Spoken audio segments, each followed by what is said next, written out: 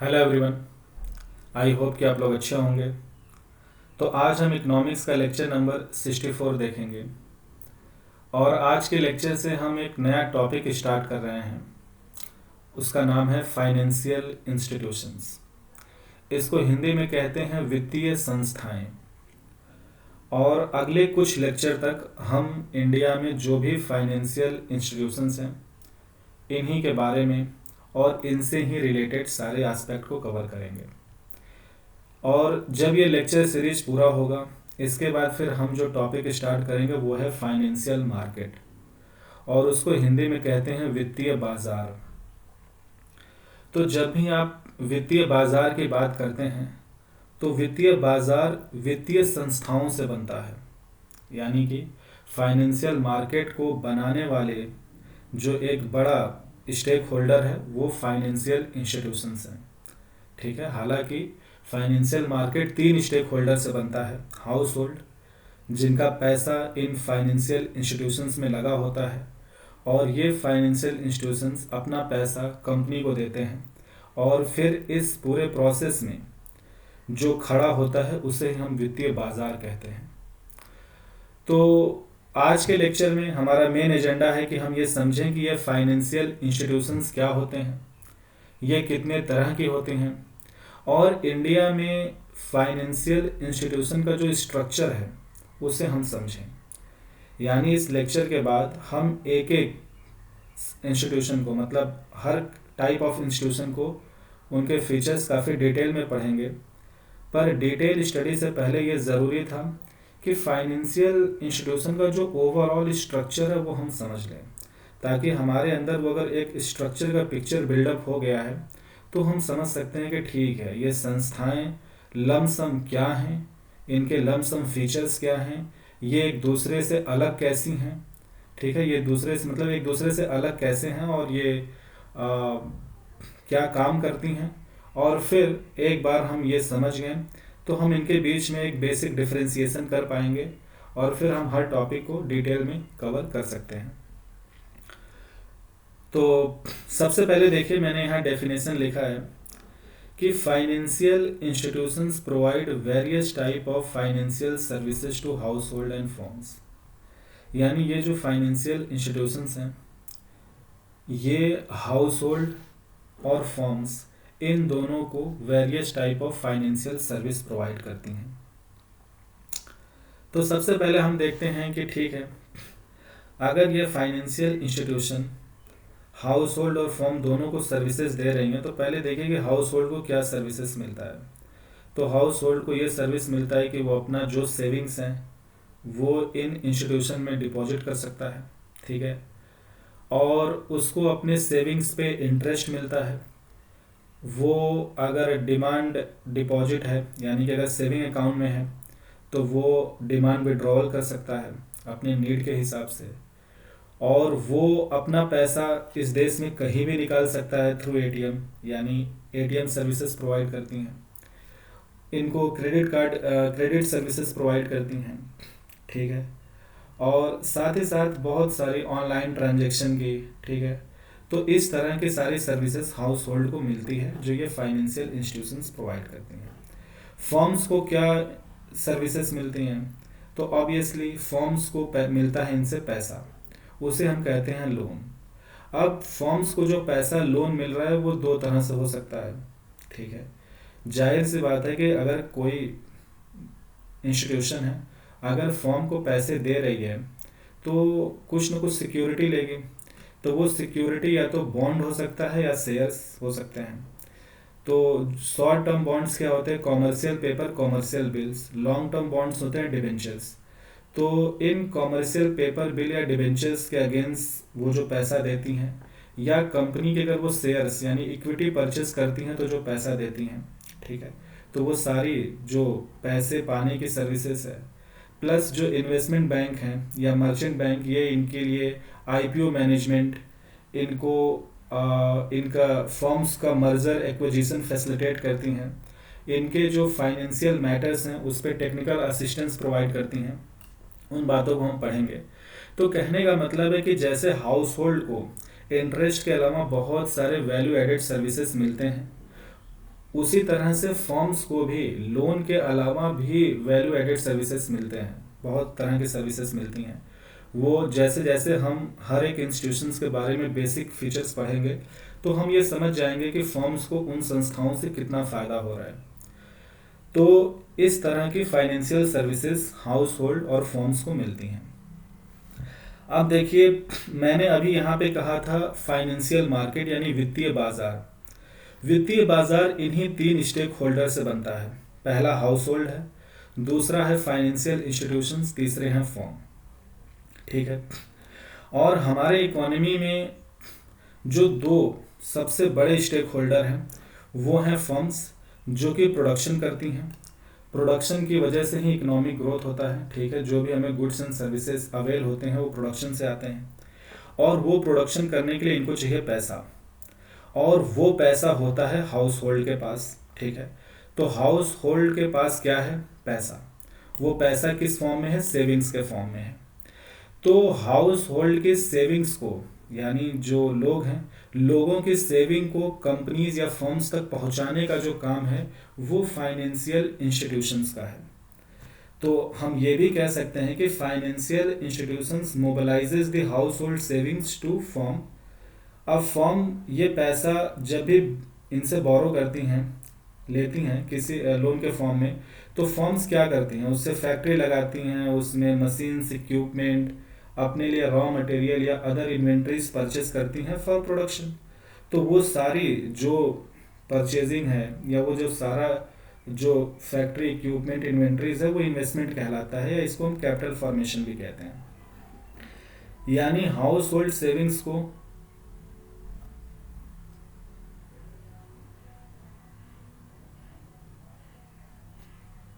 कोई गाना बजा रहा है। ओके, ठीक है यार, कुछ लोग गाना बजाते रहते हैं, उससे रिकॉर्डिंग खराब हो जाती है। खैर, तो जो फाइनेंशियल इंस्टीट्यूशंस हैं ये हाउस होल्ड सेविंग्स को मोबिलाइज करते हैं फर्म के लिए, ताकि वो इन्वेस्टमेंट या कैपिटल फॉर्मेशन कर सकें।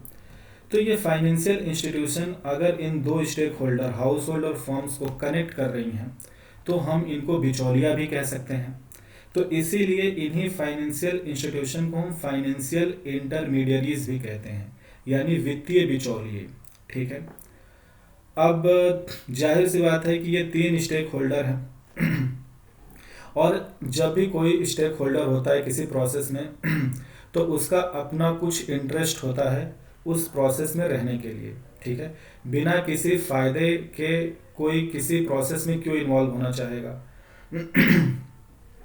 तो देखिए, हाउस होल्ड पहला स्टेक होल्डर है, सबसे इंपॉर्टेंट स्टेक होल्डर है, जिसके पास है पैसा, सेविंग्स। अब ये हाउस होल्ड अपना हार्ड अर्नड मनी किसी भी फाइनेंशियल इंस्टीट्यूशन को क्यों देगा? अच्छा, पहले ये समझिए कि ये फाइनेंशियल इंस्टीट्यूशन में क्या आती हैं। पहला तो आता है बैंक, और दूसरी वो सारी संस्थाएं जो नॉन बैंकिंग का काम करती हैं। अब नॉन बैंकिंग का मतलब है कि वो भी हाउस होल्ड के पैसे को फर्म तक पहुंचाती हैं, लेकिन बैंकिंग रूट नहीं होता है वो। ठीक है। तो जो कन्वेंशनल बैंकिंग का रूट है वो बैंक्स करती हैं, यानी हाउस होल्ड से डिपॉजिट लेना। ठीक है।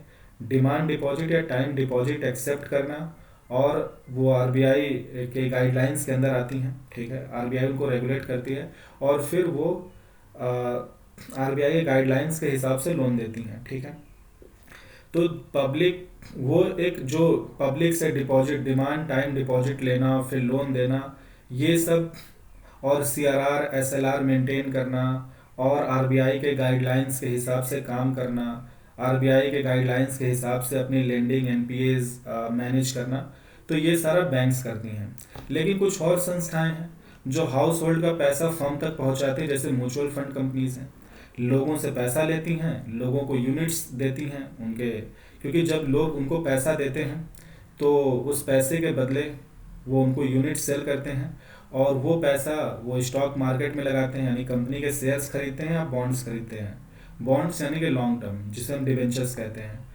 तो बॉन्ड्स पे क्या मिलता है? इंटरेस्ट मिलता है, और जो शेयर्स होते हैं उन पे डिविडेंड मिलता है। तो जो कुछ म्यूचुअल फंड कंपनीज कमाती हैं, ठीक है। अब म्यूचुअल फंड कंपनीज क्या है? एक फाइनेंशियल इंस्टीट्यूशन है।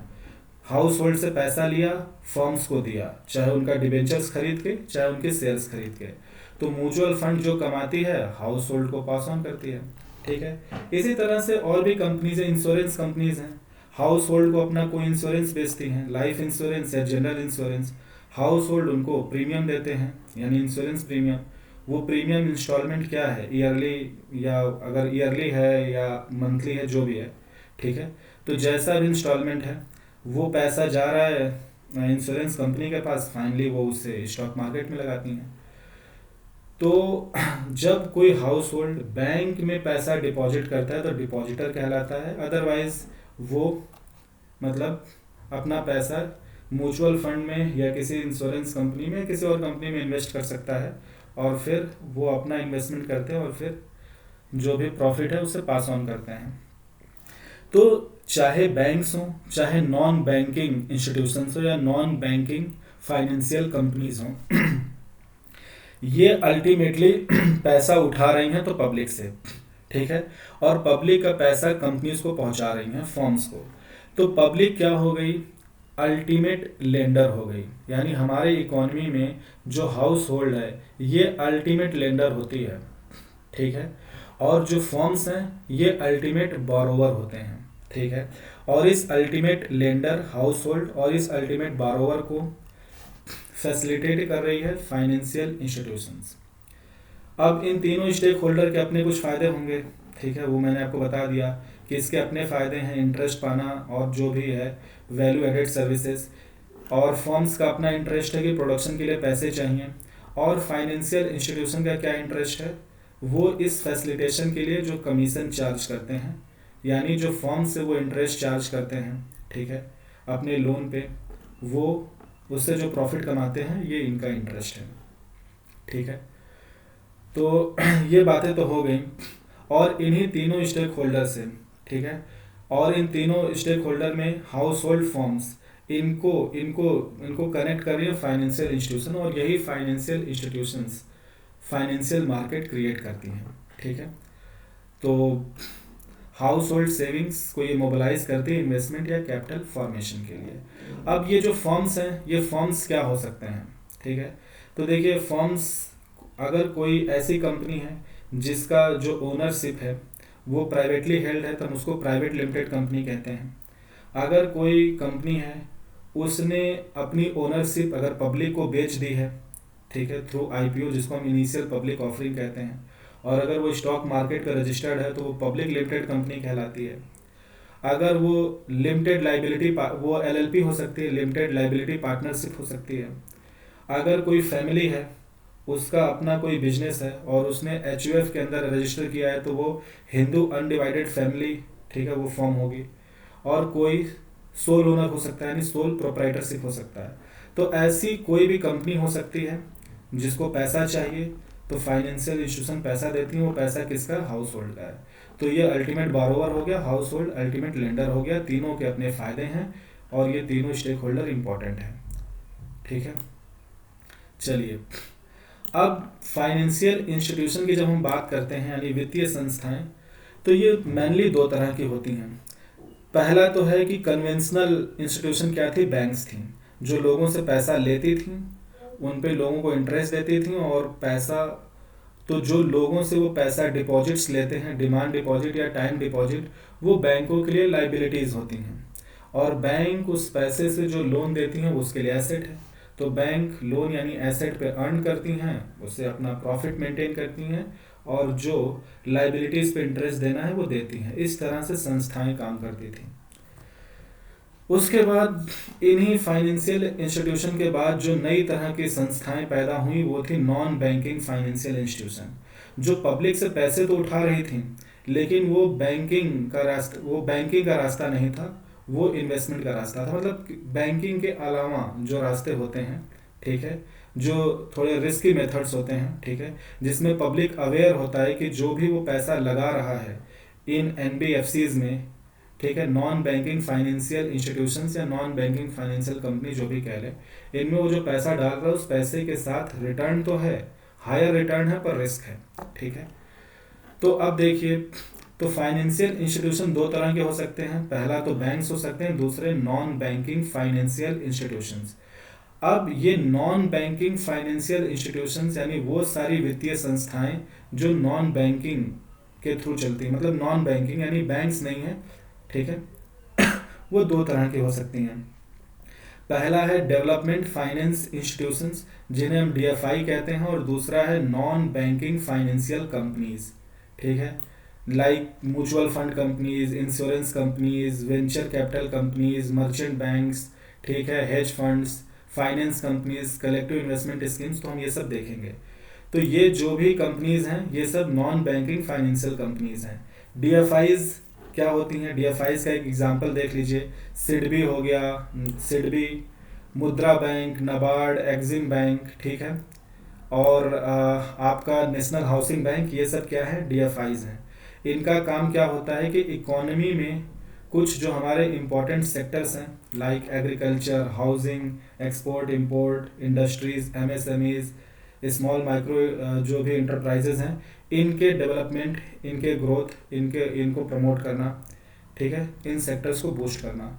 तो उसके लिए जो फाइनेंशियल और टेक्निकल असिस्टेंस है वो डीएफआईज प्रोवाइड करती हैं। और यहाँ मैंने जो भी डीएफआईज बोला, SIDBI, NABARD, national housing bank, Exim bank, मुद्रा बैंक, ये सब सरकार की संस्थाएं हैं।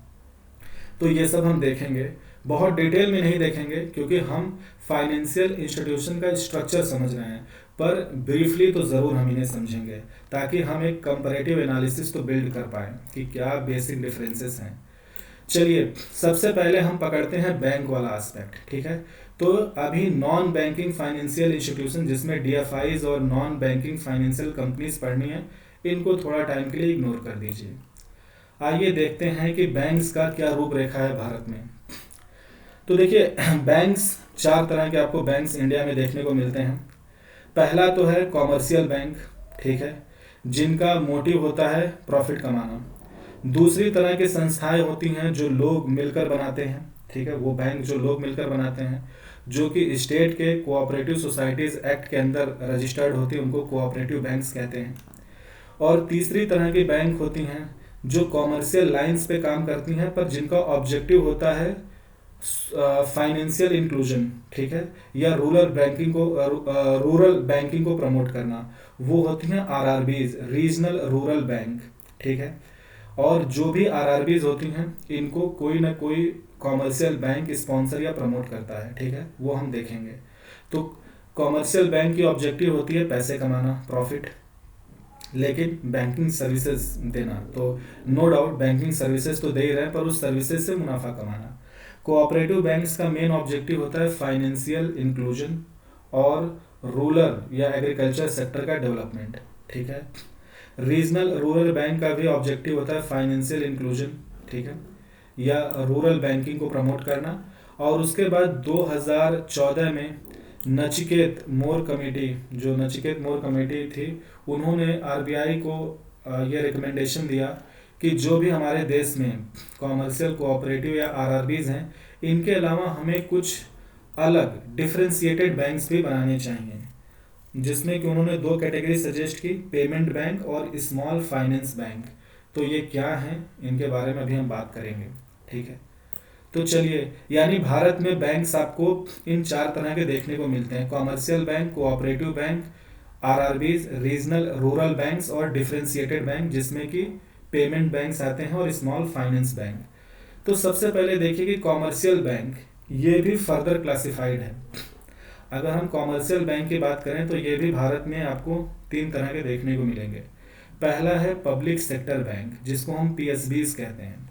पब्लिक सेक्टर बैंक मतलब यहाँ बैंक की जो ओनरशिप है वो गवर्नमेंट के पास है, यानी बैंक का या तो 100% शेयर गवर्नमेंट के पास होगा या मोर देन 51%, यानी मेजर शेयर होल्डिंग गवर्नमेंट के पास है, ठीक है। तो भारत में अगर हम पब्लिक सेक्टर बैंक की बात करें तो आज की डेट में इनकी संख्या 12 है। तो पब्लिक सेक्टर बैंक इंडिया में 12 हैं। Examples like bank of Baroda, Punjab national bank, Canara bank और state bank of India, union bank of India, ये सब पब्लिक सेक्टर बैंक है। दूसरी कैटेगरी आपको देखने को मिलती है प्राइवेट बैंक्स की, यानी ऐसे बैंक जिनमें मेजर शेयर होल्डिंग या ओनरशिप प्राइवेट इंडिविजुअल्स की है, ठीक है। मतलब सरकार वहाँ वो सरकार ओनरशिप होल्ड नहीं करती, यानी सरकार की ओनरशिप कम है और 51% या उससे ज़्यादा जो भी शेयर्स हैं ओनरशिप है वो प्राइवेट इंडिविजुअल्स होल्ड करते हैं, ठीक है। तो वो प्राइवेट बैंक्स कहलाती हैं। तो इंडिया में प्राइवेट बैंक्स का हम एग्जांपल की बात करें तो ICICI बैंक एक प्राइवेट बैंक है, HDFC बैंक प्राइवेट बैंक है, तो ये सब प्राइवेट बैंक है। अगर हम फॉरेन बैंक्स की बात करें तो ये तीसरी तरह की कॉमर्शियल बैंक आपको देखने को मिलती हैं और इंडिया में आज की डेट में 21 प्राइवेट बैंक्स हैं, ठीक है। और तीसरी कैटेगरी जो है वो फॉरेन बैंक्स की है, यानी वो सारे बैंक्स, ठीक है, जो मतलब फॉरेन बैंक्स हैं और उन्होंने इंडिया में अपनी ब्रांच खोली है या इंडिया में उन्होंने अपने आप को कंपनीज एक्ट 1956 जिसको कि हमने 2013 में अमेंड किया था, तो companies act 1956 which was amended in 2013 so it becomes companies act 2013, उसके तहत रजिस्टर होकर इंडिया में ऑपरेट करते हैं, ठीक है। तो मतलब उनकी जो होम कंट्री है वो उनका अपना देश है, ठीक है, वो यहाँ पर अपनी सब्सिडियरी के तौर पे ऑपरेट करते हैं, तो वो फॉरेन बैंक्स। और आज की डेट में इंडिया में 46 फॉरेन बैंक्स हैं। तो सिटी बैंक हो गया, HSBC बैंक हो गया, ये सब फॉरेन बैंक हैं, ठीक है। HSBC, India bank, city bank, ये सब फॉरेन बैंक हैं। और तो जब भी हम कॉमर्शियल बैंक की बात करते हैं तो उनकी भी ये 3 कैटेगरी होती है। पब्लिक सेक्टर बैंक जिसे सरकार ओन करती है, प्राइवेट बैंक जो हमारे देश में प्राइवेट इंडिविजुअल्स होल्ड करते हैं, और फॉरेन बैंक्स यानी विदेशी बैंक जिनकी सब्सिडियरी हमारे यहाँ है। और फिर दूसरे तरह की बैंक हमें देखने को मिलती है वो है कोऑपरेटिव बैंक्स। अच्छा, ये जो भी कॉमर्शियल बैंक्स होती हैं ये इंडिया में रजिस्टर होती हैं कंपनीज एक्ट के तहत, ठीक है। तो जो भी हमारा कंपनीज एक्ट 1956 था वो 2013 में अमेंड हुआ, जैसा मैंने 2 बार रिपीट किया। तो अब ये कॉमर्शियल बैंक ऑपरेट करती हैं थ्रू कंपनीज एक्ट 2013। इनका मेन ऑब्जेक्टिव प्रॉफिट होता है, ये बहुत ज़्यादा वैल्यू एडेड सर्विसेज देती हैं। ये सब RBI के रेगुलेशन के अंदर आती हैं, ठीक है। वहीं पे अगर हम दूसरी तरफ बात करें कोऑपरेटिव बैंक्स, तो कोऑपरेटिव बैंक्स जो होती हैं इसे लोग मिलकर बनाते हैं, ठीक है। और ये cooperative banks state cooperative societies, ठीक है, जो भी स्टेट के अपने कोऑपरेटिव सोसाइटीज़ एक्ट होते हैं उनके तहत रजिस्टर होती हैं। और ये जो कोऑपरेटिव बैंक्स हैं ये 3 लेवल पे ऑपरेट कर सकती हैं। स्टेट कोऑपरेटिव बैंक, हालांकि 4 लेवल होते हैं। पहला तो होता है मल्टी स्टेट कोऑपरेटिव बैंक जो कि multi state cooperative societies act के तहत रजिस्टर होते हैं, ठीक है। तो जैसे कि पंजाब महाराष्ट्र बैंक, ठीक है, पंजाब महाराष्ट्र कोऑपरेटिव बैंक वो एक मल्टी स्टेट कोऑपरेटिव बैंक था, ठीक है, PMC। लेकिन अगर हम स्टेट लेवल पे बात करें तो ये 3 टीयर में अरेंज होते हैं। एक तो होता है स्टेट कोऑपरेटिव बैंक, ठीक है।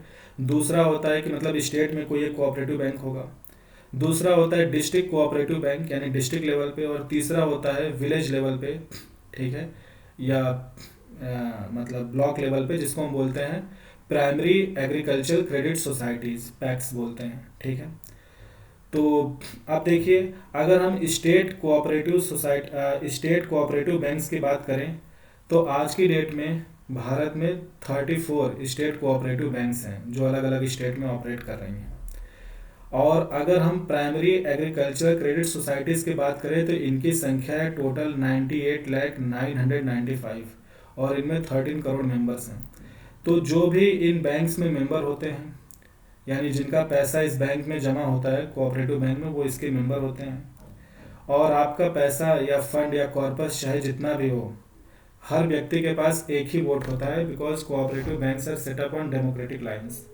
तो जो इनके मेंबर्स होते हैं, ठीक है, जो अकाउंट होल्डर होते हैं, इररिस्पेक्टिव ऑफ देयर डिपॉजिट, सबके पास सिंगल वोट होता है। और ये इलेक्शन के थ्रू अपने जो भी मैनेजमेंट है उसको सेलेक्ट करती है। और वो इलेक्शन स्टेट गवर्नमेंट के निगरानी में होता है, तो इलेक्शन को स्टेट गवर्नमेंट मैनेज करती है। तो जो कोऑपरेटिव बैंक का जो रेगुलेशन है उसको 3 संस्थाएं रेगुलेट करती हैं।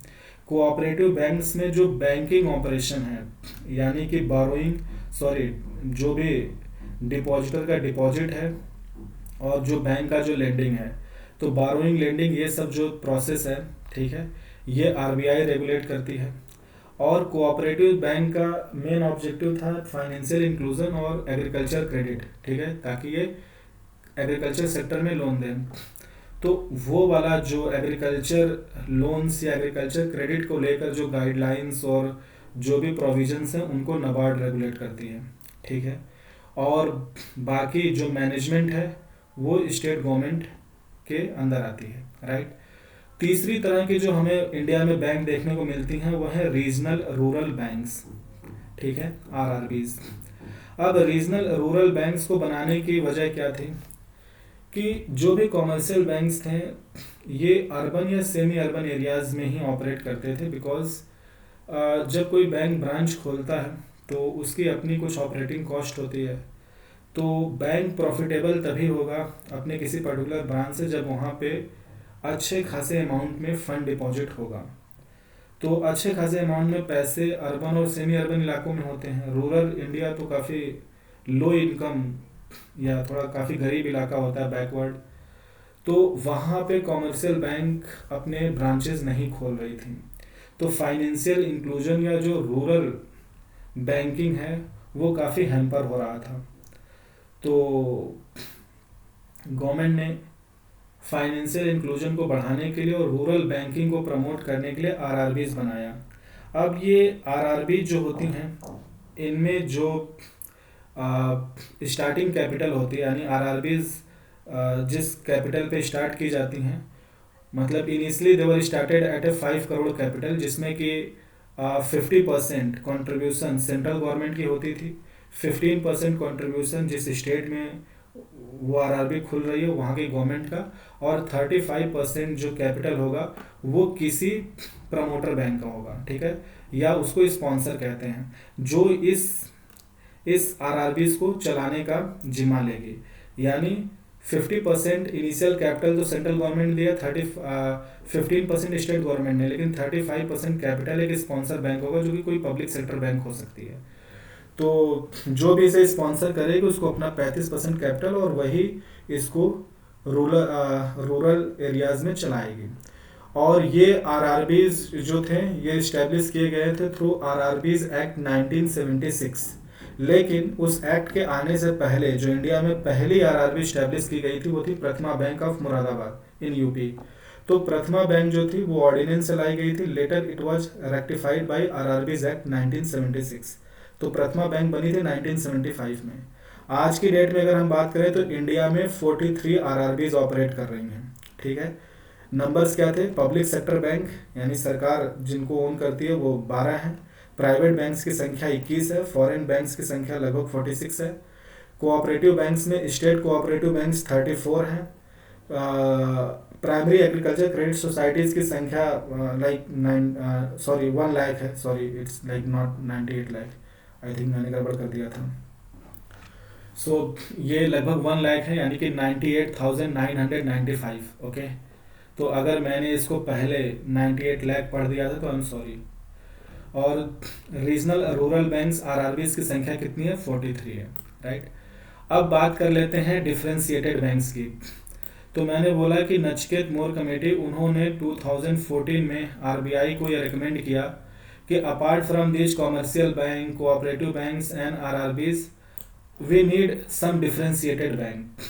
अब डिफरेंशिएटेड बैंक्स का कॉन्सेप्ट ये होता है कि ये होती तो बैंक्स ही हैं लेकिन ये लिमिटेड बैंकिंग सर्विसेज प्रोवाइड करती हैं, यानी इनको बैंकिंग की लाइसेंस आरबीआई देती है लेकिन रिस्ट्रिक्टेड ऑपरेशन होते हैं, यानी आरबीआई इनके बैंकिंग ऑपरेशन को रिस्ट्रिक्टेड या लिमिटेड लाइसेंस देती है।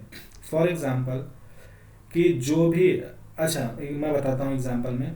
तो देखिए डिफरेंशिएटेड बैंक डिफरेंट कैसे होते हैं कॉमर्शियल बैंक से, because these banks provide limited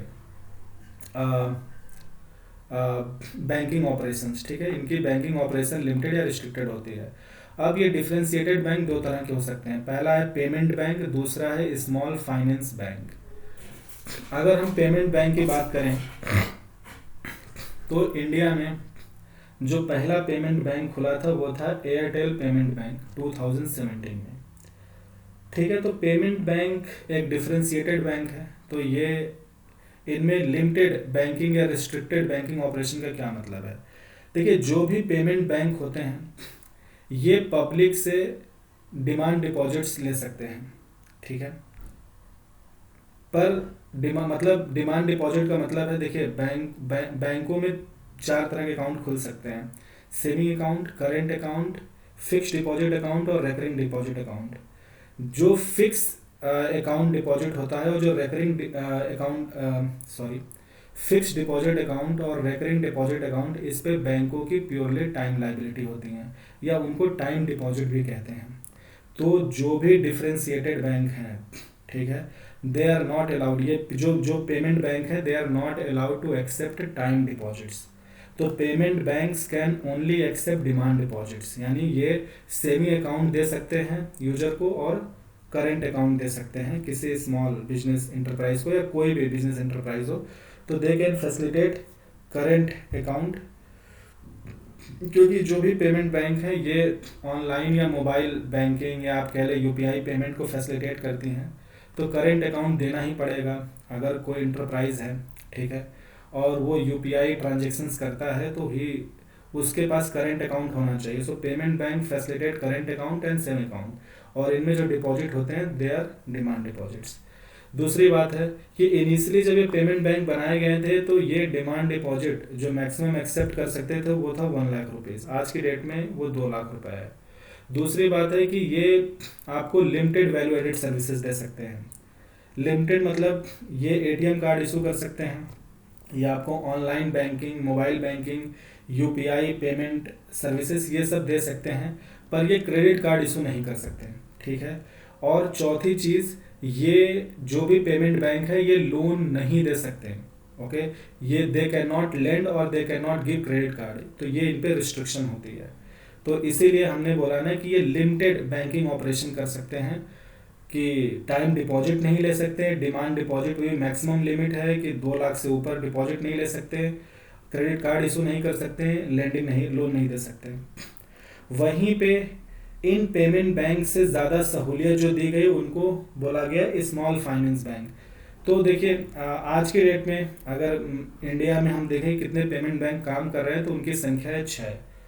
तो सबसे पहला मैंने बताया एयरटेल पेमेंट बैंक था, और फिर इंडिया पोस्ट पेमेंट बैंक, फिर आपका पेटीएम पेमेंट बैंक, जियो पेमेंट बैंक, फिनो पेमेंट और आपका एनएसडीएल, ठीक है, पेमेंट बैंक। तो ये 6 पेमेंट बैंक हैं। और स्मॉल फाइनेंस बैंक की जब हम बात करते हैं तो इनकी संख्या इनिशियली अच्छा, ये सब कॉन्सेप्ट 2015 में आया था, ठीक है, क्योंकि नचिकेत मोर कमेटी ने डिफरेंशिएटेड बैंक्स के लिए 2014 में सजेशन दिया था, रिकमेंडेशन, और ऑब्जेक्टिव था देश में फाइनेंशियल इंक्लूजन को बढ़ाना, डिजिटल पेमेंट को बढ़ाना, मोबाइल ट्रांजैक्शंस को बढ़ाना और रूरल बैंकिंग को। ये जो स्मॉल फाइनेंस बैंक, इसको लाइसेंस देने के पीछे ऑब्जेक्टिव था कि जो भी रूरल एरियाज़ हैं या जहाँ पे भी बैंकिंग सर्विसेज सर्व नहीं हो रही हैं, तो जो अनबैंक्ड या अनसर्व्ड एरियाज़ हैं वहाँ तक बैंकिंग को पहुँचा देना, खास करके मोबाइल बैंकिंग एंड अदर तरह की बैंकिंग। ठीक है, तो ये सब 2015 में, तो 2015 में 10 स्मॉल फाइनेंस बैंक को लाइसेंस मिला था, लेटर ऑन 2 और। तो आज की डेट में इंडिया में 12 स्मॉल फाइनेंस बैंक हैं। अब इन बैंकों का मेन ऑब्जेक्टिव है कि ये रूरल एरियाज़ में होंगे जहाँ पे कि बैंकिंग सर्विसेज नहीं है, तो जो मतलब जिन एरियाज़ में बैंक नहीं है वहाँ पे खोले जाएंगे। पहले तो इनकी शर्त यह है। दूसरी बात है कि जो भी स्मॉल फाइनेंस बैंक हैं ये अपने टोटल, जो इनका टोटल लोन है उसका एटलीस्ट 75% प्रायोरिटी सेक्टर में होना चाहिए। ठीक है, और फिर इनको CRR SLR भी मेंटेन करनी होती है, बिकॉज ये पब्लिक से डिपॉजिट ले रहे हैं। ठीक है, तो ये एक तरह से बैंक की तरह ही है, बहुत स्मॉल लेवल पे काम करते हैं, और जो इनिशियल कैपिटल रिक्वायर्ड होती है वो होती है 100 करोड़। और पेमेंट बैंक को कौन खोल सकता है? तो कोई भी टेलीकॉम कंपनी है, कोई टेलीकॉम कंपनी अपनी पेमेंट बैंक ओपन कर सकती है, कोई सुपरमार्केट चैन हो या कोई भी नॉन बैंकिंग फाइनेंशियल कंपनी हो। और यहाँ पर कोई इंडिविजुअल, ग्रुप ऑफ इंडिविजुअल या कोई एनबीएफसीज अपना स्मॉल फाइनेंस बैंक ओपन कर सकती हैं, but the condition is that कि अगर कोई इंडिविजुअल या ग्रुप ऑफ इंडिविजुअल है तो उनका 10 ईयर प्रायर जो फाइनेंस में एक्सपीरियंस होना चाहिए। तो इनके ऑब्जेक्टिव क्या थे? Mainly financial inclusion, rural banking, mobile banking and all this thing. ठीक है, तो ये सब हैं। हालांकि ये सब बेसिक बातें हैं, बाकी तो हम पढ़ेंगे ही। ठीक है, अब आ जाइए नॉन बैंकिंग फाइनेंशियल कंपनीज की तरफ। तो इंडिया में बैंक्स आपको या तो कॉमर्शियल होंगे, कोऑपरेटिव होंगे, आरआरबीज होंगे या डिफरेंशिएटेड बैंक होंगे। ठीक है, अब आते हैं non banking financial companies, sorry non banking financial institutions. ये दो तरह के हो सकते हैं। पहला डीएफआईज, डेवलपमेंट फाइनेंस इंस्टीट्यूशन। मैंने बोला डीएफआईज का मेन ऑब्जेक्टिव क्या है कि हमारे इकोनॉमी में कुछ इंपॉर्टेंट सेक्टर्स हैं, लाइक हाउसिंग हो गया, हमारा एग्रीकल्चर सेक्टर हो गया, हमारे जो भी स्मॉल मीडियम माइक्रो इंटरप्राइजेज हैं, और जो हमारा एक्सपोर्ट इंपोर्ट सेक्टर है, इनको इनके डेवलपमेंट के लिए कुछ अपेक्स इंस्टीट्यूशंस बनाए गए। ठीक है, जो इनके लिए इनकी लैंडिंग्स गाइडलाइंस बनाती हैं, इनको फाइनेंशियल असिस्टेंस और टेक्निकल असिस्टेंस और इनको एक्चुअली लोन मुहैया कराने में हेल्प करती हैं। फॉर एग्जांपल चलिए पहले ये देखते हैं। अच्छा, डीएफआईज, ओके पहले डीएफआईज कर ही लेते हैं। ठीक है, तो जैसे अगर मैं सिडबी की बात करता हूँ तो डीएफआईज क्या हैं?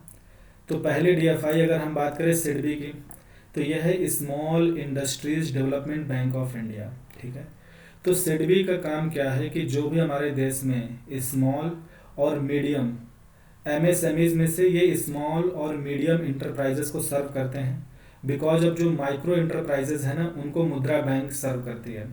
तो हमारे देश में स्मॉल और मीडियम जो भी इंटरप्राइज हैं, जो बिजनेस है स्मॉल मीडियम, उनकी लेंडिंग गाइडलाइंस से भी बनाती है। ठीक है, और जो भी मतलब उनके लिए अपेक्स इंस्टीट्यूशन ये है, तो उनके लिए रीफाइनेंस इंश्योर करना, यानी जो भी एमएसएमईज को लोन देते हैं उनको लोन इंश्योर कराना, और उनके लिए अगर उनको लोन नहीं मिल रही है तो सिडबी उनके लिए क्रेडिट इन्हांसर या क्रेडिट गारंटर बनती है। मतलब कि जैसे मान लीजिए कि कोई स्मॉल या मीडियम बिजनेस है जिसका प्रोजेक्ट अच्छा है, तो सिडबी उसके प्रोजेक्ट को एनालाइज करेगी। अगर प्रोजेक्ट वाइबल है तो सिडबी बोलेगी बैंक को कि हम गारंटी लेते हैं कि हम, अगर if this company fails up to certain percentage of the loan we will pay that. तो सिडबी क्या हो गया कि उस कंपनी की जो क्रेडिट वर्दीनेस है उसको बढ़ा दिया गारंटर बन के। भाई अगर कोई गारंटर है लोन के पीछे, तो जाहिर सी बात है वो लोन की जो क्रेडिट वर्दीनेस है वो इन्हांस हो गई। तो सिडबी या जो भी डीएफआईज हैं, ये क्रेडिट इन्हांसर या क्रेडिट गारंटर का भी काम करते हैं। ठीक है, प्रोजेक्ट्स की वायबिलिटी चेक करते हैं।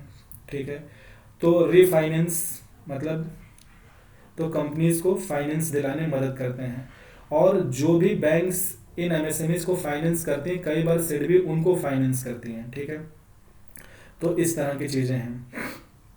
और देखिए, और मुद्रा बैंक जो है ये माइक्रो इंटरप्राइजेस को लोन्स, मतलब छोटे लोन्स दिलाने में हेल्प करती है, लाइक शिशु, किशोर एंड तरुण लोन्स। ठीक है, नाबार्ड जो है मैंने बता ही दिया कोऑपरेटिव बैंक पढ़ाते समय कि जो एग्रीकल्चर क्रेडिट है उसको लेकर जो गाइडलाइंस हैं या उसकी जो रेगुलेशंस है वो नाबार्ड करती है, तो ये एग्रीकल्चर क्रेडिट को बढ़ावा देती है। ठीक है, एग्जिम बैंक जो है एक्सपोर्ट इंपोर्ट बैंक, ये क्या है, फॉरेन ट्रेड को फैसिलिटेट करती है। उनके लिए जो भी फाइनेंशियल, जो भी कंपनीज फॉरेन मतलब एक्सपोर्ट इंपोर्ट में इन्वॉल्व हैं, उनको जो भी फाइनेंशियल और टेक्निकल असिस्टेंस चाहिए, उसके लिए जो अपेक्स बैंक है उनके लिए रेगुलेशंस बनाना और वो सब एग्जिम बैंक करती है। और हाउसिंग सेक्टर में आपको नेशनल हाउसिंग बैंक देखने को मिलेगी। तो ये मोटा मोटी आपका क्या हो गया, डेवलपमेंट फाइनेंस इंस्टीट्यूशन। इनका काम क्या है कि इकोनॉमी के ये जो इम्पोर्टेंट सेक्टर्स थे इनको लोन इंश्योर कराना, इनके लिए क्रेडिट इन्हांसर या क्रेडिट गारंटर बनना। ठीक है, इनको फाइनेंशियल और टेक्निकल, फाइनेंशियल मैटर पे कंसल्टेशन देना, टेक्निकल कंसल्टेशन देना, और इनके लिए फंड रेजिंग में हेल्प करना, ये सारा कुछ ये करते हैं। ठीक है, अब दूसरी तरह के नॉन बैंकिंग फाइनेंशियल इंस्टीट्यूशन, तो एक तो डीएफआईज हो गए। तो इनको हमने नॉन बैंकिंग क्यों कहा? क्योंकि ये सारी संस्थाएं जो हैं ये सब लोन, मतलब उन बैंक्स को लोन दे रही हैं जो इन सेक्टर्स में लोन दे रहे हैं, या इन सेक्टर में जो बिजनेस हैं उनको टेक्निकल असिस्टेंस प्रोवाइड कर रही हैं, क्रेडिट गारंटर बन रही हैं, अंडर राइटिंग गारंटी भी देती है सिडबी। ओके, अगर कोई स्मॉल कंपनी है, ठीक है, अगर वो अपनी आईपीओ लेके आना चाहती है, अब अंडर गारंटी क्या होता है मैं वो डिटेल में आगे बताऊंगा, ठीक है। तो इस तरह के सर्विसेज प्रोवाइड कर रही हैं। तो जाहिर सी बात है कि हमने क्या पढ़ा था कि फाइनेंशियल इंस्टीट्यूशन वो संस्थाएं हैं जो फर्म को पैसा मुहैया कराती हैं। तो जाहिर सी बात है ये सब फर्म को पैसा ही तो मुहैया करा रही हैं, पर ये पब्लिक से डिपॉजिट लेके पैसा नहीं दे रही हैं, इसलिए ये जो पैसा मुहैया करा रही हैं वो नॉन बैंकिंग के रास्ते से कर रही हैं। तो ये DFIs are non banking finance institutions.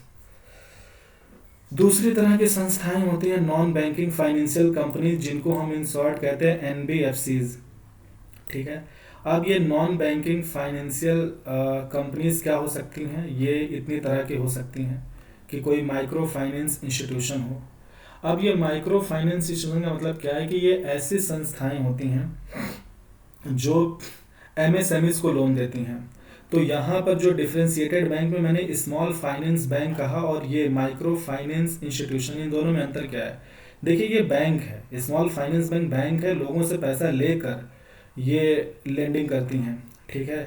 लेकिन जो माइक्रो फाइनेंस इंस्टीट्यूशन है ये लोगों से डिपॉजिट एक्सेप्ट नहीं करती हैं। ये ऐसी संस्थाएं होती हैं जो बैंक से लोन लेती हैं, ठीक है, किसी यूनिवर्सल बैंक, अच्छा, जो भी कॉमर्शियल बैंक हैं, जो भी बड़े बैंक हैं जिनके पास बड़ा फंड कॉर्पस है, जिनके पास ढेर सारी ब्रांचेज हैं, वो अगर बैंकिंग के साथ साथ म्यूचुअल फंड, इंश्योरेंस, ये सभी सर्विसेज दे तो उनको यूनिवर्सल बैंक कहते हैं, ठीक है। तो जैसे मान लीजिए कि कोई बड़ा बैंक, कोई, तो ये जो माइक्रो फाइनेंस इंस्टीट्यूशन होती हैं ये छोटे बैंक, मतलब छोटी संस्थाएं होती हैं, बैंक तो नहीं है, क्योंकि लोगों से पैसा ये एक्सेप्ट नहीं करती हैं। तो ये ऐसी संस्थाएं हैं जो, जिसे हम एनबीएफसीज कहते हैं, ये बैंक से लोन लेती हैं और ये एमएसएमईज को लोन देती हैं। तो अगर ये एमएसएमईज को लोन बैंक से लोन लेके दे रही हैं तो ऑब्वियसली इनको बैंक को इंटरेस्ट पे करना है। तो अगर ये बैंक को 12 या 13% इंटरेस्ट पे कर रही हैं तो जाहिर सी बात है ये जो एमएसएमईज को लोन दे रही है वो हायर इंटरेस्ट पे देंगे। तो माइक्रो फाइनेंस इंस्टीट्यूशंस जो लोन देती हैं, ठीक है, वो अप टू 26% का इंटरेस्ट रेट चार्ज कर सकती हैं, ठीक है, और कुछ प्रोसेसिंग फीस भी चार्ज कर सकती हैं। और ये माइक्रो फाइनेंस इंस्टीट्यूशंस जो लोन देती हैं वो काफ़ी, वेट अ सेकेंड, ऊपर कोई, ओके, ये जो माइक्रो फाइनेंस इंस्टीट्यूशंस हैं ये शॉर्ट टर्म के लिए लोन देती हैं। तो इनका लोन टेन्योर 1 महीने का हो सकता है, 2 या 3 महीने, ठीक है।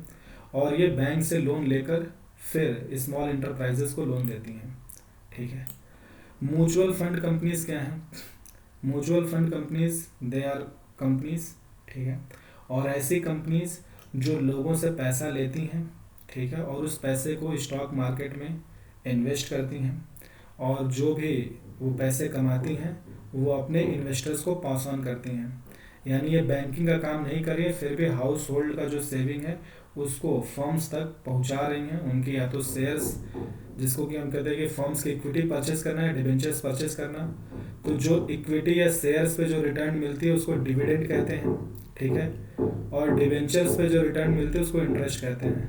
तो म्यूचुअल फंड कंपनीज जो पैसे कमाती हैं डिबेंचर पे इंटरेस्ट या इक्विटी पे डिविडेंड, वो अपने इन्वेस्टर्स को पास ऑन करती हैं। तीसरी तरह की एनबीएफसीज हो सकती हैं इंश्योरेंस कंपनीज। अब ये इंश्योरेंस कंपनीज क्या होती हैं? जो आपको इंश्योरेंस बेचती हैं। अब ये इंश्योरेंस 2 तरह के हो सकते हैं। पहला हो सकता है लाइफ इंश्योरेंस, दूसरा हो सकता है जनरल इंश्योरेंस, ठीक है। ये आप जानते हैं तो इसको ज़्यादा एक्सप्लेन नहीं करूँगा। लाइफ इंश्योरेंस का मतलब होता है जहाँ आपका लाइफ इंश्योर्ड होता है, ठीक है, और जनरल इंश्योरेंस का मतलब होता है कि लाइफ इंश्योरेंस के अलावा जो बाकी इंश्योरेंस है, लाइक शॉप का इंश्योरेंस हो गया, आपके बिजनेस का इंश्योरेंस हो गया, कार इंश्योरेंस हो गया, जो मेडिक्लेम इंश्योरेंस हो गए, ये सब जनरल इंश्योरेंस में आते हैं, ठीक है। तो ये भी क्या करती हैं? लोगों को इंश्योरेंस बेच रही हैं, तो जो इंश्योरेंस से इनके पास पैसे आ रहे हैं, वो जो हम प्रीमियम भर रहे हैं, उसको उठा के स्टॉक मार्केट में इन्वेस्ट करती हैं, वहाँ से कमाती हैं, और फिर कॉम्पनसेशन तभी तो ये प्रोवाइड कर पाती हैं, ठीक है। और कुछ रिटर्न भी देती हैं। तो जो वेंचर कैपिटल कंपनीज हैं, ये ऐसी कंपनीज होती हैं जो स्टार्टअप्स में या इनोवेटिव, वेंचर कैपिटल कंपनीज ऐसी कंपनीज होती हैं जो स्टार्टअप या इनोवेटिव बिजनेस में इन्वेस्ट करती हैं। तो अगर कोई स्टार्टअप है या आपके पास कोई इनोवेटिव बिजनेस आइडिया है, आप कोई कंपनी खोलना चाहते हैं, तो वेंचर कैपिटल कंपनीज आपका शेयर्स खरीदेंगी और वो पैसा देंगी, ठीक है। तो ये कंपनीज के शेयर्स या इक्विटी परचेस करते हैं, बदले में पैसा देते हैं। इन्वेस्टमेंट बैंक या मर्चेंट बैंक क्या होते हैं, देखिए ये पांचवी तरह की एनबीएफसी हो सकती है। देखिए मैंने आपको जो डीएफआई बताया ना, डीएफआई जैसा ही लगभग काम अगर कोई बैंक कॉरपोरेट्स के लिए कर रही हो, ठीक है, तो उसको मर्चेंट बैंक्स बोलते हैं। जैसे देखिए जब भी आप किसी बैंक में जाते हैं, तो बैंक जब अपने नॉर्मल जो यूजर्स हैं, नॉर्मल कंज्यूमर्स जो हैं, उनसे जब डील करती है तो रिटेल बैंकिंग कहलाती है। और वही बैंक जब किसी कॉरपोरेट से डील करती है तो वो मर्चेंट बैंकिंग या होलसेल बैंकिंग कहलाती है। तो इन्वेस्टमेंट कंपनीज या सॉरी इन्वेस्टमेंट बैंक्स या मर्चेंट बैंक्स का काम क्या होता है कि ये कॉरपोरेट्स को फैसिलिटेशन देते हैं, टेक्निकल और फाइनेंशियल। टेक्निकल मतलब जो भी फाइनेंशियल मैटर पे टेक्निकल असिस्टेंस है वो देती हैं। ये कॉरपोरेट्स का मर्जर कराती हैं, ठीक है, कि अगर दो कंपनी को मर्ज होना है या एक्विजिशन की एक कंपनी दूसरे कंपनी का एक्वायर करना चाहती है, तो वो सारा फैसिलिटेशन।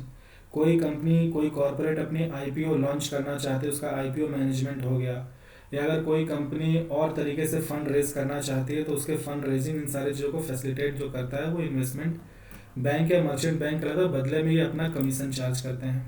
फाइनेंस कंपनीज क्या होती हैं, ऐसी कंपनीज जो लोगों से डिमांड डिपॉजिट नहीं लेती हैं, लोगों से पैसा लेती हैं पर वो डिमांड डिपॉजिट के फॉर्म में नहीं होता है, ठीक है, और इसको वो बिजनेसेस में इन्वेस्ट करती हैं, रिटर्न पास ऑन करती है, like Muthoot finance, Bajaj finance.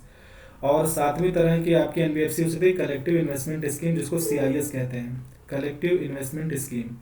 अब इसमें क्या होता है कि ये ऐसी स्कीम होती है जहाँ पे कुछ इन्वेस्टर्स होते हैं, एक ट्रस्ट होती है, वो ट्रस्ट इन्वेस्टर से पैसा लेती है और उसको किसी प्रोजेक्ट में इन्वेस्ट करती है, जो रिटर्न आता है पास ऑन करती है और अपना कमीशन लेती है। तो ये सीआईएस दो तरह के हो सकते हैं। एक है आरईआईटी, इसको बोलते हैं रियल इस्टेट इन्वेस्टमेंट ट्रस्ट, यानी एक ऐसा ट्रस्ट जिसमें इन्वेस्टर्स ने पैसा डाला, उसने रियल इस्टेट बिजनेस में पैसा लगाया, कमाया, पास ऑन किया। दूसरे तरह के हो सकते हैं इंफ्रास्ट्रक्चर इन्वेस्टमेंट ट्रस्ट, यानी कि ऐसा सीआईएस जो कि इंफ्रास्ट्रक्चर प्रोजेक्ट में इन्वेस्टमेंट कर रहा हो, ठीक है। तो ये हो गई सारी नॉन बैंकिंग फाइनेंशियल कंपनीज। अब थोड़ा रेस्ट करते हैं यार, काफ़ी देर से मैं बोल रहा हूँ।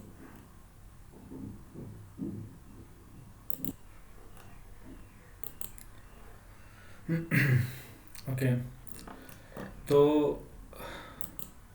हमने देखा कि पब्लिक सेक्टर बैंक इंडिया में कितने हैं, 12 हैं, ठीक है। ये उनके कुछ एग्जांपल्स हैं, ठीक है, like SBI, bank of Baroda, PNB, union bank of India. Private bank कितने हैं, 21 हैं, ये उनके कुछ एग्जांपल हैं। और फॉरेन बैंक कितने हैं, 46 हैं, DBS, city bank, HSBC, India bank, ये सब फॉरेन बैंक हैं। अब और एलआईसी कंपनीज वो आप सर्च कर लीजिएगा, बहुत सारी हैं, लाइक आप सॉरी इंश्योरेंस कंपनी बहुत सारी हैं, लाइक एलआईसी है, आपका एसबीआई लाइफ है, आईसीआई प्रूडेंशियल लाइफ है, एचडीएफसी लाइफ इंश्योरेंस है। वैसे ही म्यूचुअल फंड कंपनीज में आपको यूटीआई मिल जाएगी, यूनिट ट्रस्ट ऑफ इंडिया, जिसको UTI asset unit trust of India asset management, Motilal Oswal financial services, ICI prudential, और फिर इसी तरह से जितनी भी बड़ी बैंक एसबीआई, एचडीएफसी है, ठीक है, पीएनबी, सबका आपको म्यूचुअल फंड मिल जाएगा। तो खैर, अब बात कर लेते हैं सम इम्पॉर्टेंट फैक्ट्स। तो कुछ इम्पॉर्टेंट फैक्ट्स हैं जो स्टेट पीसीएस एग्ज़ाम के लिए बहुत ज़्यादा रेलेवेंट हैं और सिविल सर्विसेज में तो रेलेवेंट नहीं है, बिकॉज ऐसी चीज़ें तो सिविल सर्विसेज में नहीं आती हैं, मतलब उसके प्रीलिम्स में, पर आप फिर भी जान लें, पर स्टेट पीसीएस के लिए ये बहुत ज़्यादा रेलिवेंट है। तो some facts regarding the banks and like these institution in India. तो first bank establish in India, Bharat में इस्टेब्लिश होने वाला जो पहला बैंक था वो था बैंक ऑफ बॉम्बे, 1720 में बना था। Then the Bank of Hindustan, that is 1770 में बना था। उसके बाद अगर हम बात करें first bank in India which was establish by Indian, यानी भारत में पहला बैंक जिसको इंडियंस ने बनाया था वो है अवध कॉमर्शियल बैंक, 1881 में इस्टेब्लिश हुआ था। उसके बाद अगर हम ईस्ट इंडिया कंपनी की बात करें, ठीक है, तो ईस्ट इंडिया कंपनी ने जो भारत में पहला बैंक बनाया था वो था बैंक ऑफ कैलकाटा, जो उन्होंने 1806 में बनाया था। उसके बाद उन्होंने बनाया था बैंक ऑफ बॉम्बे। अच्छा, ये बैंक ऑफ बॉम्बे उससे अलग है, इसको बोलते हैं प्रेसिडेंसी बैंक ऑफ बॉम्बे, ये 1840 में बना था। बैंक ऑफ मद्रास 1843 में बना था, ठीक है। तो ये तीन ईस्ट इंडिया कंपनी के प्रेसिडेंसी बैंक थे, और इन तीनों बैंकों को, और ये तीनों कब बने थे, first half of 19th century, यानी कि 1801 से 1850 के बीच में, ठीक है। तो इन तीनों ही प्रेसिडेंसी बैंक को लेटर मर्ज करके क्या बना दिया गया, इंपीरियल बैंक ऑफ इंडिया। तो 1921 में ये तीनों प्रेसिडेंसी बैंक मर्ज होकर बन गए इंपीरियल बैंक ऑफ इंडिया। और ये imperial Bank of India important इसलिए है क्योंकि 19 अप्रैल 1935 से पहले यही इंपीरियल बैंक ऑफ इंडिया जो था इंडिया में सेंट्रल बैंक के तौर पे काम कर रहा था। From April 1935 RBI is working as central bank in India, ठीक है। तो before it this Imperial Bank of India was the central bank, और ये बना था तीनों प्रेसिडेंसी बैंक के मर्जर से। उसके बाद देखिए, ये तो 1921 की बात हो गई। तो ये जो इंपीरियल बैंक ऑफ इंडिया था, इसी को आज़ादी के बाद भारत सरकार ने 1955 में रीनेम कर दिया as SBI, that is State bank of India. तो जो स्टेट बैंक ऑफ इंडिया है ये पहले इंपीरियल बैंक ऑफ इंडिया था, ठीक है, जो इस देश में सेंट्रल बैंक के तौर पे सर्व कर चुका है।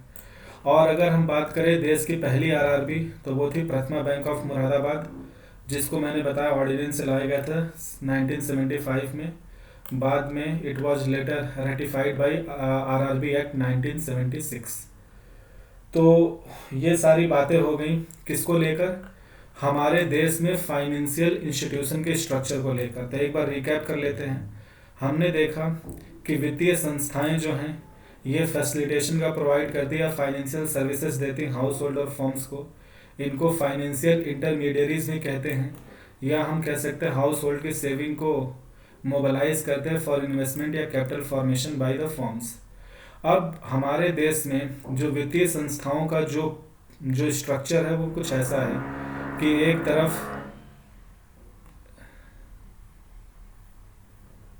अरे यार ऊपर कंस्ट्रक्शन हो रहा है, वेट अ सेकंड।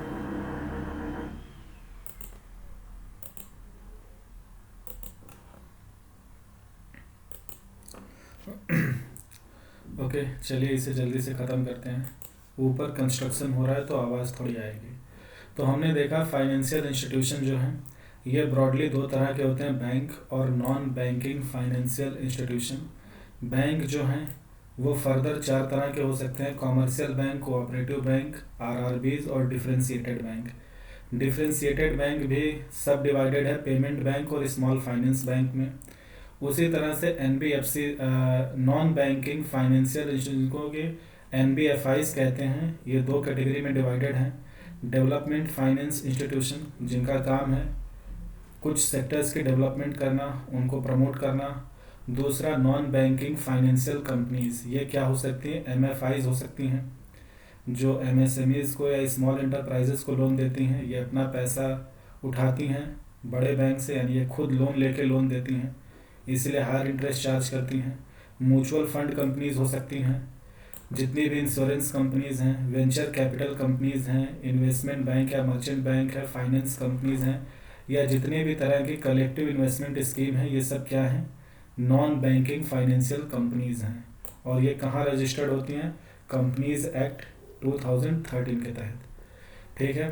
उसके बाद फिर हमने कुछ डेटा बात किया था और ये सब कुछ फैक्ट्स थे। So this is all about, so आज के लिए इतना था। This is all about the financial institution structure in India. तो बाकी अगले लेक्चर से हम इन्हीं संस्थाओं को थोड़ा डिटेल में पढ़ेंगे, ठीक है, इनके फीचर्स। तो आज के लिए बस इतना ही। Thank you so much.